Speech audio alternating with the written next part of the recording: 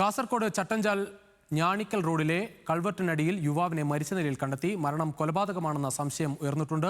മൃതദേഹം കണ്ടെത്തിയ സ്ഥലത്ത് പോലീസ് എത്തി തുടർ നടപടികൾ സ്വീകരിക്കുകയാണ്. വിശദാംശങ്ങളുമായി രതീഷ് വാസ്തവൻ ചേരുന്നു കാസർഗോഡ് നിന്ന്. രതീഷ്, എന്താണ് പ്രാഥമിക ഘട്ടത്തിൽ മനസ്സിലാകുന്നത്?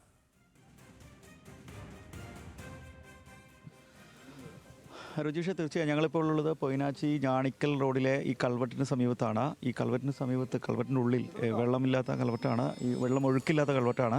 ആ സമീപത്താണ് ഇപ്പോൾ നിലവിൽ ഈ മൃതദേഹം കാണുന്നത്. രാവിലെ ഈ പ്രദേശവാസികളായ ആളുകളാണ് ഈ തൊട്ട് സമീപത്തെ തെങ്ങിന് തോട്ടിൽ നിന്നാണ് തേങ്ങ വെറുക്കാനെത്തിയ ആളുകളാണ് ഇത്തരത്തിൽ ഇയാളെ മരണപ്പെട്ട നിലയിൽ ഇവിടെ കിടക്കുന്ന നിലയിൽ കണ്ടത്. പിന്നീടുള്ള പരിശോധനയിലാണ് മരിച്ച നിലയിൽ കണ്ടെത്തിയത്. തുടർന്ന് പോലീസിനെ അറിയിക്കുകയായിരുന്നു. എന്തായാലും ഇതിന് സമീപമുള്ള മണ്ടലിപ്പാറ സ്വദേശിയായിട്ടുള്ള യുവാവാണ്, ലോറി ഡ്രൈവറാണ് ഇദ്ദേഹം. ഇന്നലെ രാവിലെ വീട്ടിൽ നിന്ന് പോയെന്നാണ് ബന്ധുക്കൾ പറയുന്നത്.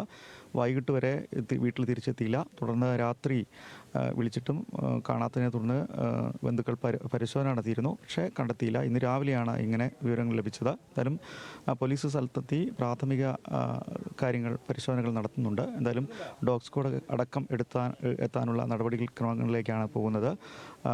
എന്താണ് മരണകാരണം?